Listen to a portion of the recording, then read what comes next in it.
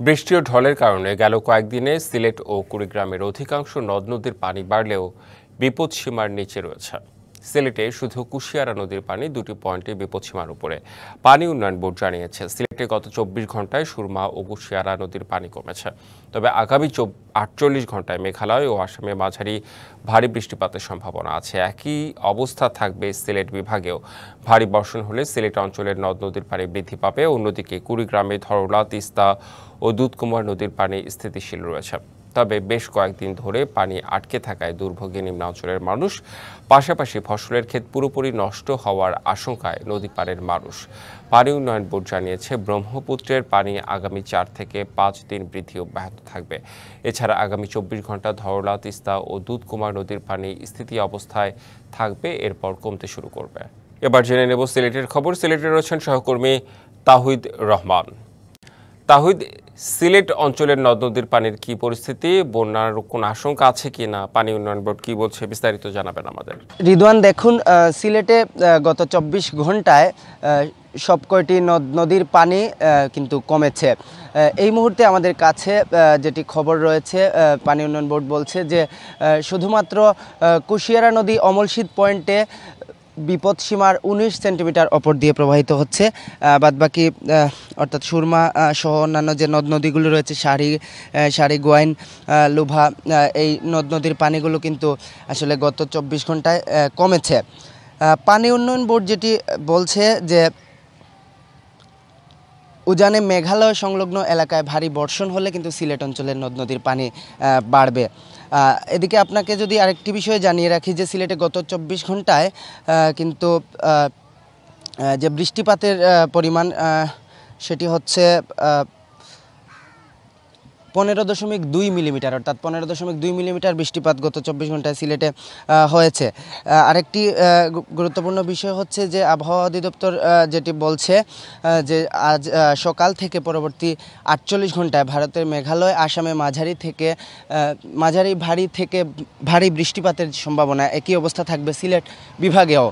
অর্থাৎ পানি উন্নয়ন বোর্ডের যে উজানে মেঘালয়ে যদি বর্ষণ হয় তাহলে সেক্ষেত্রে এই আবহাওয়া বার্তা বলছে যে আগামী ৪৮ ঘন্টা কিন্তু উজানে বৃষ্টিপাত পড়বে। পাশাপাশি সিলেটেও কিন্তু বৃষ্টির সংখ্যা দেখছে। আবহাওয়া অফিস যেটি বলছে যে শুক্রবার এবং শনিবার সিলেটের বিভিন্ন জায়গায় অস্থায়ীভাবে দমকা হাওয়া সহ হালকা থেকে মাঝারি ধরনের বৃষ্টি অথবা বজ্রবৃষ্টি হতে পারে।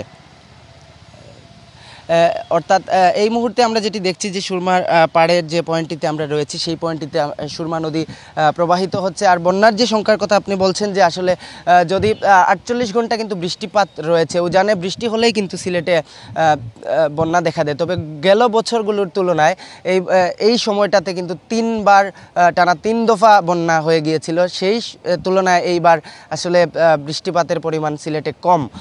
এখন পর্যন্ত আসলে বন্যার পরিস্থিতি সেইভাবে তৈরি হয়েছে সেটি বলা যাচ্ছে না।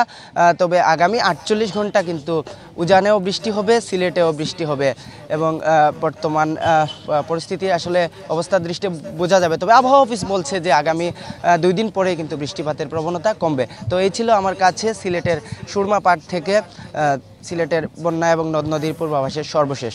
রিদওয়ান। জি, তাহিদ রহমান, বিস্তারিত জানানোর জন্য ধন্যবাদ আপনাকে। আরও জানাতে কুড়িগ্রাম থেকে সরাসরি যুক্ত হচ্ছেন সহকর্মী ওয়াহিদুজ্জামান তুহিন।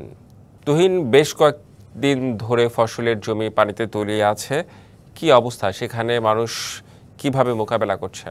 রেদওয়ান, আসলে যে সংকটটা এখন দাঁড়িয়েছে, আসলে কুড়িগ্রামের যে কয়েকটি নদ নদীর পানি আমরা দেখেছি বেশ কয়েকদিন ধরে বেশ ওঠানামা হচ্ছিল। এটি আসলে সচরাচর যে ধরনের বন্যা মোকাবেলা করে এখানকার মানুষজন, এইটার থেকে এইবারে অন্তত ব্যতিক্রম। যদিও খুব বড় আকারের বন্যা নয় এটি আমরা দেখেছি, তারপরও যেহেতু থেমে থেমে পানিটা বৃদ্ধি হয় আবার নেমে যায়, এরকম একটা পরিস্থিতি। তবে গত সপ্তাহ খানেক ধরে যেটি হয়েছে যে আসলে পানিটা মানে যদিও বৃদ্ধি পেয়েছিল আনুপাতিক হারে, সে তুলনায় আবার নেমে যায়নি। যেটি জানাচ্ছিল পানি উন্নয়ন বোর্ড যে ভাটিতে পানি থাকায়, বিশেষ করে ব্রহ্মপুত্রে পানি বেশি থাকায় সেখানে উজানের এই নদীগুলো ধরলা, তিস্তা এবং দুধকুমার এই নদীগুলোর পানি নামতে কিছুটা বেগ পেতে হচ্ছে, সেটি তারা জানাচ্ছিল। তো এই অবস্থায় মানুষজনের দুর্ভোগ, যেটি এমনিতেই গ্রামীণ যে সড়ক ঘাটতলি রয়েছে সেটি রয়েছে, তারপর মানুষজনের যে ফসলের যে ক্ষতি, আসলে এই সিজনের আমন আবাদটা এটি আসলে গ্রাম অঞ্চলের মানুষের একটি সহজলভ্য এবং কম খরচে পাওয়ার আবাদ, এটি বেশ ক্ষতির মুখে পড়েছে কৃষকগণ। আপনার প্রিয় কাপড়ের যত্নে এলো এনজাইম সমৃদ্ধ Arik silver wash detergent powder 500 গ্রাম মাত্র 70 টাকা। প্রিমার্ক। তো আমরা দেখেছি নদী পাড়ের জমি যে মানুষজন তারা আসলে অপেক্ষা করতেছে ঠিক এই পানির কবে নাগাদ তারা পরিত্রাণ পায়, কবে নাগাদ তাদের যে ফসল সেগুলো যদি জেগে ওঠে দ্রুত সময়ের মধ্যে, তখন হয়তো তারা জানবে। তো এই মুহূর্তে কৃষক একজন রয়েছেন, আমরা দেখব যে আসলে আপনার তো যে ফসলগুলো তলিয়ে রয়েছে এগুলো কি আসলে নতুন করে জেগে উঠলে আবার হওয়ার কি সম্ভাবনা আছে? না ওখানে হওয়ার সম্ভাবনা নাই। আমাদের যে ওয়ালে লাগাইছি এবং যেগুলা করছি সব পানি উঠে সব কিছু ডুবে গেছে। আমার অনেক খরচা হয়ে গেছে, 10-12 হাজার টাকা খরচা হয়েছে। ধান বেচছি এমন করে তৈরি করছি, হ্যাঁ করিয়া মনে লাগাইছি। এদিকে আবার যখন পানিটা শুকিয়ে যাবে ওজন্য আমাদের ধান টান কিছু আর হবে না হওয়ার পরে আমাদের তো সরিষা অথবা মনে করো কালাই, এটা আমার ছিটাতে হবে। ছিটার পরে মনে করো মনে করো যা হবে তো খরচা আছে, আমার 5-7 হাজার টাকা আবার ওই খরচা করে আমার বলতে হবে।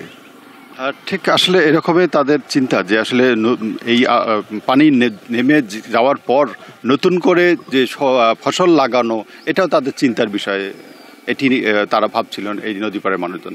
তো রেদওয়ান, পানির খবর আজকে এই মুহূর্তে আমার এই ছিল। জি নিশ্চয়ই তুহিন, ধন্যবাদ আপনাকে।